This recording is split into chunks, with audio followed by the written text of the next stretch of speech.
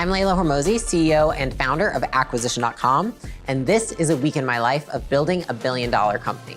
There's never been a time where I've had a business that hasn't had a million problems, and I've still had to drive forward the whole freaking thing anyways. In this vlog, to take you guys really behind the scenes of a week in my life, I'm gonna introduce what my team has called the Leila Cam. I just woke up, so it is 4 a.m. Very pretty, and my alarm is set for like 5. If I get up now, I can work out and get some other stuff done. So I'm gonna go get some coffee, and then I'm gonna go down to the treadmill. Just got back from walking. Today I have a lot. I have meetings for like 5 hours, and then I have, I think, like an hour break, and then I have a cocktail mixer for one of our workshops. So I'm trying to go a little bit slower this morning. I did wake up and spend like 30 minutes with Alex. And again, guys, like I actually normally have a 10-minute makeup routine, but on the days where, you know, we have an event and everyone's like dressed up, my whole team, like I'm not gonna like show up looking worse than my whole team. Like, set an example. So we're at the stage right now looking like a naked mole rat. I've also started to give less of a fuck. That's just like not the most important thing to me, and I don't want it to be something I fixate on all the time. I'm busy and I care more about my team and doing right by them and being a good wife to my husband and a good friend to my friends and keeping close to my family than I do like, did you do your eyeshadow perfectly today? Like what I actually love doing is like building a company and a team. After I got ready, I hopped on a Zoom call for a full team meeting. I wanted to get us a little bit of energy up in here. We're gonna jump up and down for just 10 seconds, okay? So bear with me, I'm a bad jumper. Come on, guys.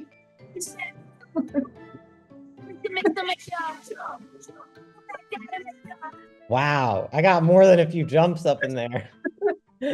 I saw some people really breaking it down, damn. We've added 17 people this last quarter.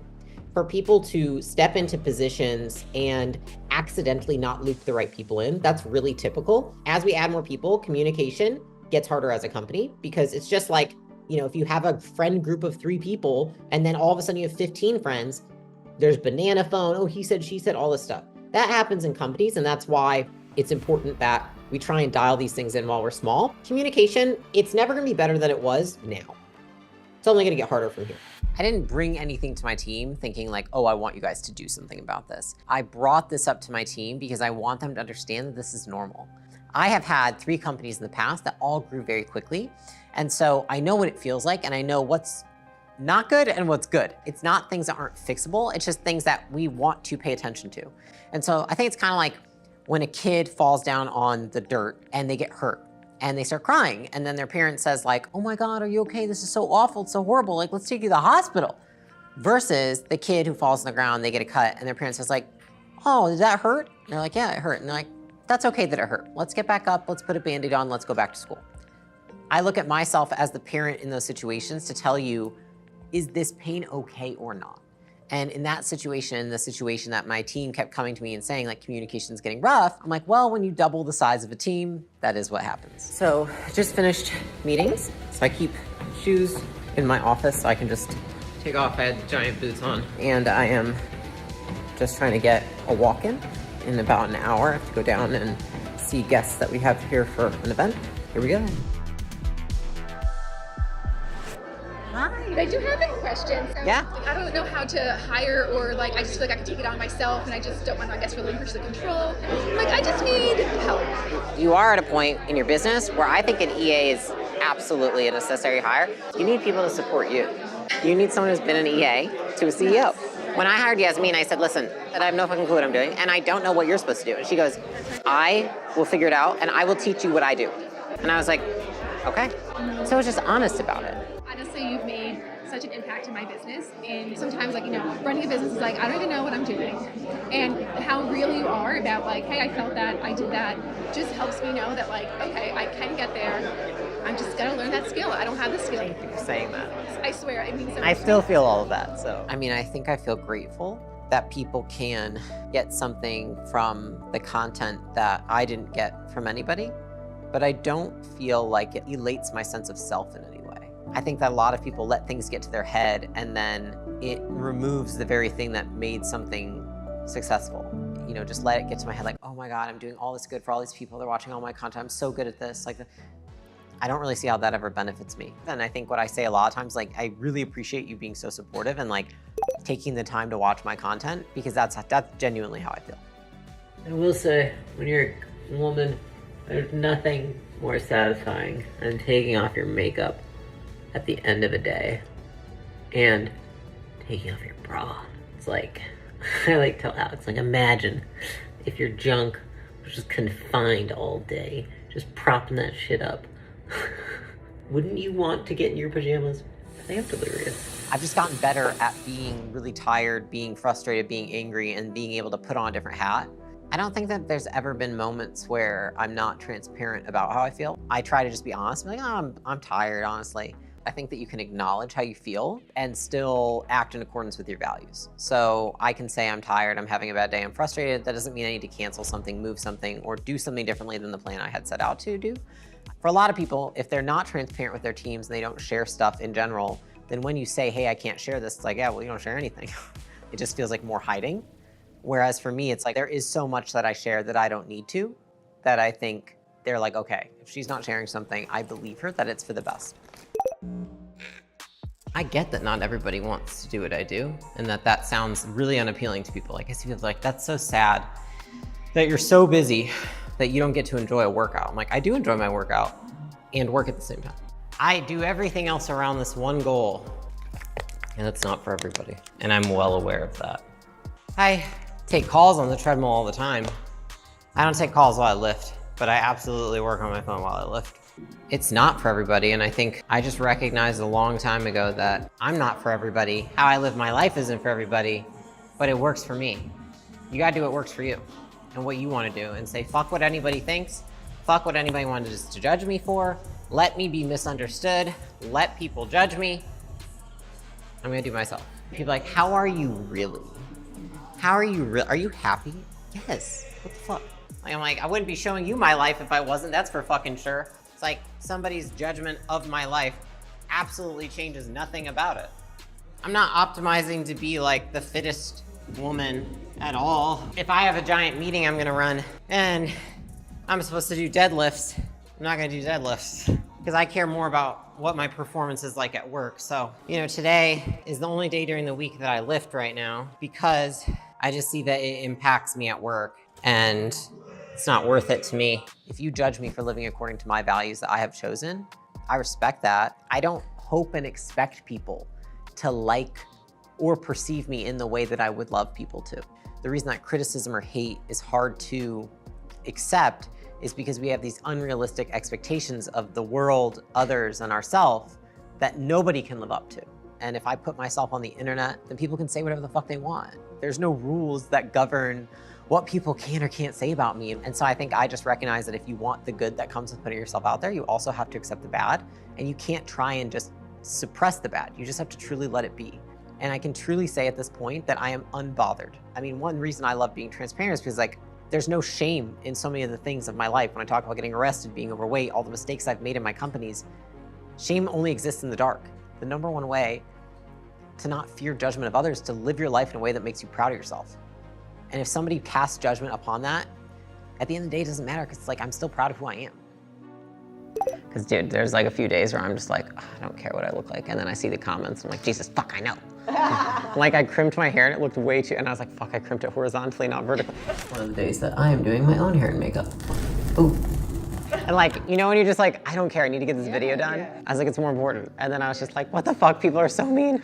I'm like, I never claimed to be the best looking anything, okay? That's not the point of this channel. Welcome to our first hair and makeup one-on-one. People are making mistakes. Is there that one thing that if they do this, it covers for 80% of the thing that's going wrong? I think a lot of times when a mistake is made, all you need to do is talk about what to do next time. So rather than like dwelling on the mistake, it's just like, hey, I want you to know, like I would prefer you do it this way in the future. That gets people thinking about a solution rather than the problem. At the end of the day, it's like, think about how many mistakes I make and have made. I mean, they're in half my YouTube videos. How would I expect that others don't make the same mistakes, if not more? What is that? It's lip conditioner. This is lip conditioner, Frank, if you want. I need my whole body. For your next date, you can. Thank you so much. Oh, I love it. Thank you, guys. Please welcome Leila. All questions are fair game, unless it's weird. Right here. I noticed you have 3 like uniquely specific core values, but the most impressive part is it is clear it emanates throughout your team. How did you get that to like resonate with everyone who works here? The first is anchoring to the goal of what kind of company you want to become. The vision for acquisition.com and what we wanted to make it, that is what we had to get really clear on first. And then the next thing that I asked myself was, what kind of person do I have to become? And what kind of people do I need to realize that vision? And so then when it came down to the values, we really went through what do we admire about people that we look up to, and how do we distill that down into only 3? And then thinking to myself, if I only applied these 3 filters to hiring people, would I hire the right people? And then we deployed it, which is like we hired our first few people using that rubric. And I was like, I think this actually works. I try to attract people into our company who are obsessed with improving themselves and growth and want to grow. For me, like excellence looks like first me demonstrating it by putting discretionary effort into my teammates, showing them that I will go above and beyond for them in little ways. Maybe it's sending them a message that I didn't need to send. Maybe it's acknowledging something they didn't know I heard about. I think it just shows that you pay more attention than people think. And I think that's where a lot of excellence comes from. It's like, it's in the details.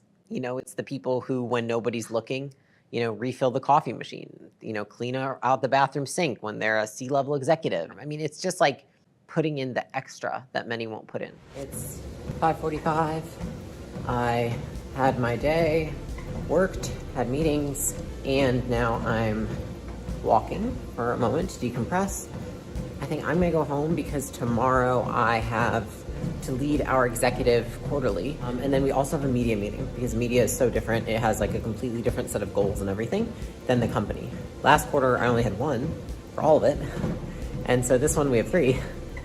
I'm gonna teach everybody what to do. My goal is to run only the strategic because obviously as the CEO, like I'm never gonna give that up.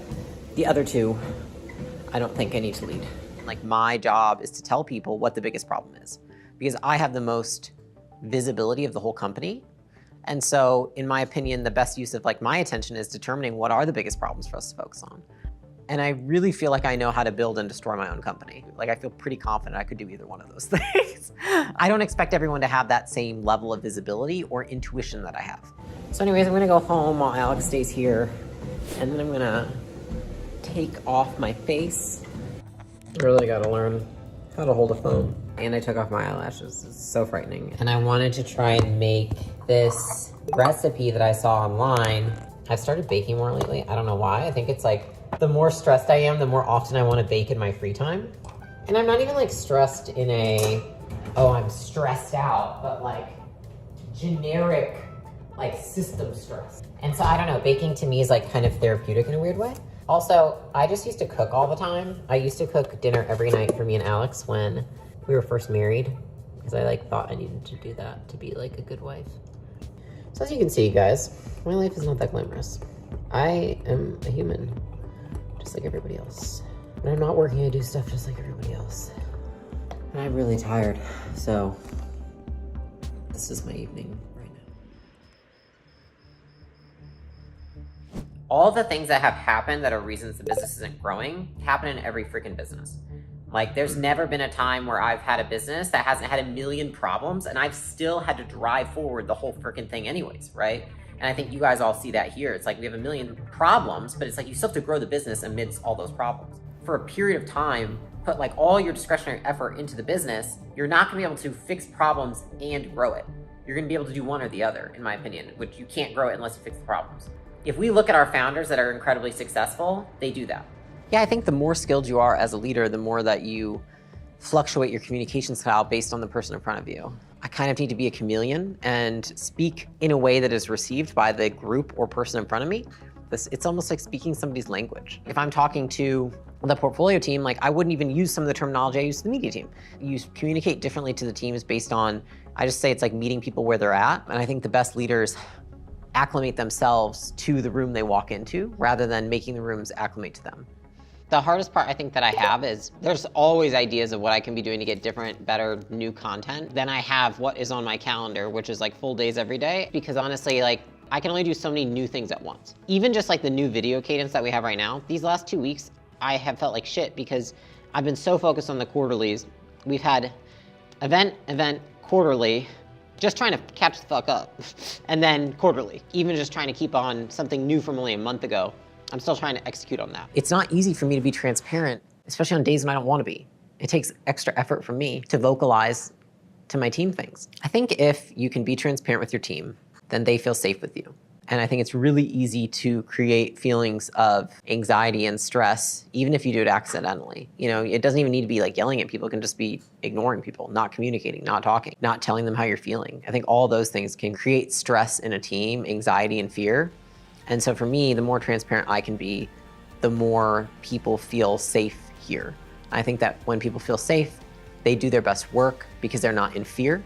They like their jobs more, they like their teammates more, they want to be at work more, and they get to actually grow. You know, I think about the best bosses I've ever had, and they were just completely open with me. I saw their good and bad days, they weren't perfect, and I admired that a lot. At the end of the day, I'd like to be that for the people on this team so that they can go on to do that in whatever they do here or elsewhere. I am somebody's boss. I create other people who are other people's bosses, and I have influence over people who watch me who are bosses to many others. Leave people better than you found them.